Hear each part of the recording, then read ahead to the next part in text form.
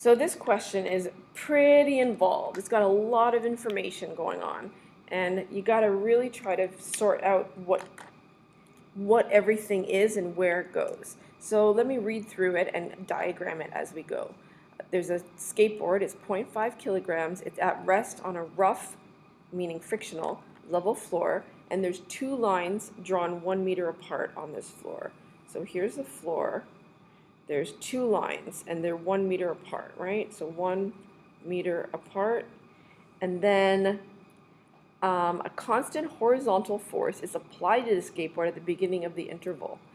And initially it's at rest, V naught equals 0. The whole time it's in this 1 meter interval, it's experiencing an applied force,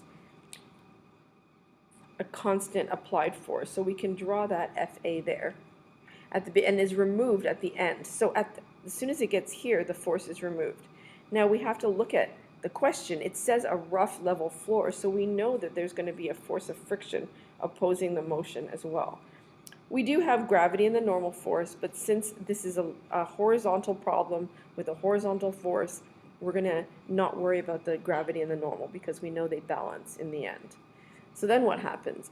At the end of this interval, the force is removed, and then the skateboard takes 8.5 seconds to travel. Sorry, it coasts for an additional 1.25 meters. So here is 1.25 meters. It coasts until eventually it comes to rest here, V equals 0, at the very end. So while it's in this while it's in this 1.25 meters, there's only one force acting on it, and that is the force of friction. And it's the same force in the two. This question asks A, the applied force, and B, the frictional force. I actually think it's easier to solve B first, to find the frictional force first, and to find the applied force second. So we're going to do that in this problem.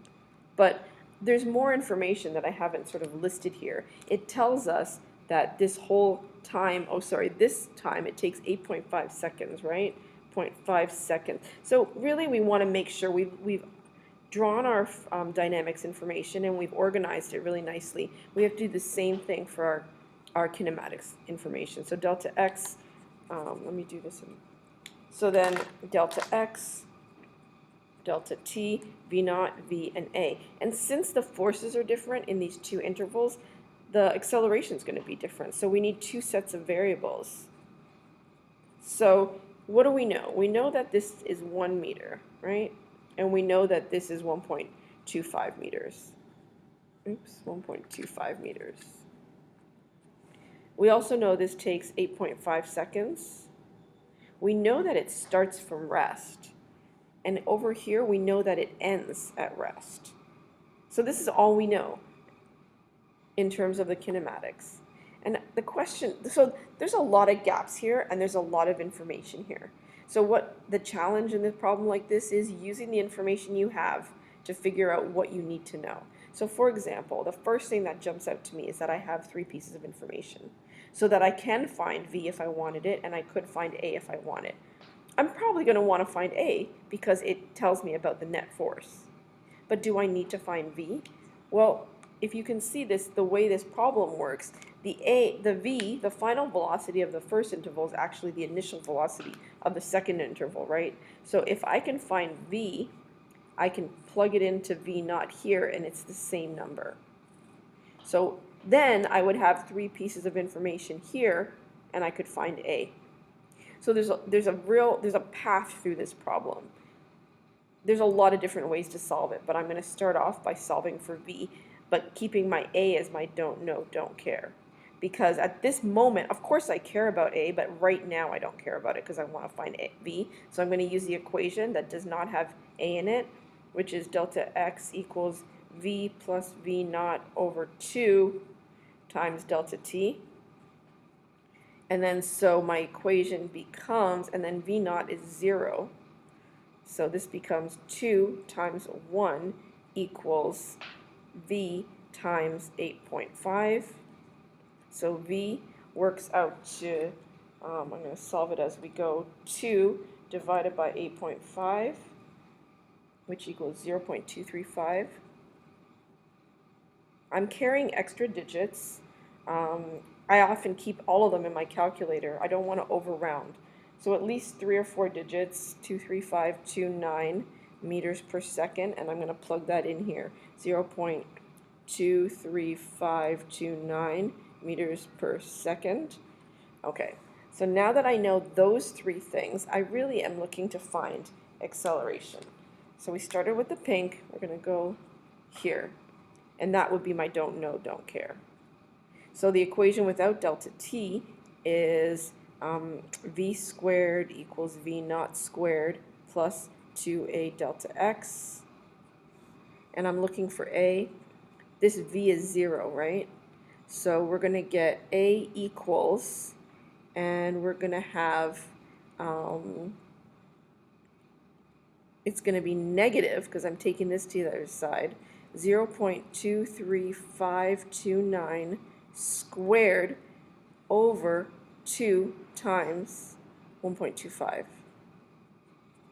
And when I solve that out, I get, let's see, squared divided by 2 divided by 1.25, I get 0.022. 0.022145 meters per second squared. Now that I know my acceleration, I'm going to solve my free body diagram. So this has a free body diagram. So like, think of it as in, this is side 2. So I'm going to do my second free body diagram. F net equals ma. Ma equals the sum of the forces. In this case, the sum of the forces, ma, is just equal to negative friction, right? So then, oh, I forgot a negative sign here, sorry. This is actually, this negative should come down and be a negative here.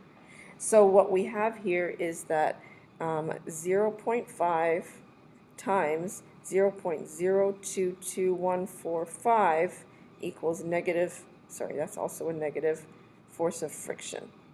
So what we end up with is the friction is equal to 0.011.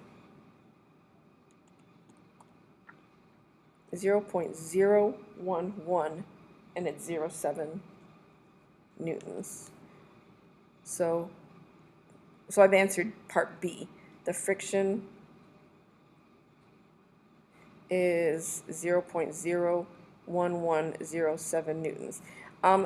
This might be confusing, but I get a positive sign here. That's because I've already told the equation to not to, like, when you put the negative outside like this, you're basically telling the equation the answer you get is the magnitude only. So if you want to talk about direction, you would have to explicitly say backwards here, because you already implied it's backwards. So the answer you get is just like, if I plug this number into this equation, you would get negative 0.011.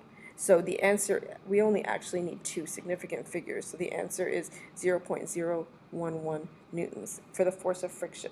Now, going back over here, there's a couple of things I need. I need the acceleration. So now what I want to do is the opposite of what I did. I'm going to make my v my don't know, don't care, and I'm going to solve for my a, right?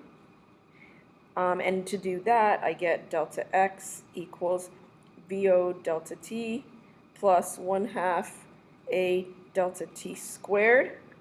My v naught is 0, so I get 1 equals, or let's just rearrange this actually. So we get 2, so we get a equals 2 times 1 divided by 8.5 squared. And my acceleration works out to be 2 times 1 divided by 8.5 squared, 0.02768 meters per second squared. So that's the acceleration in the first part.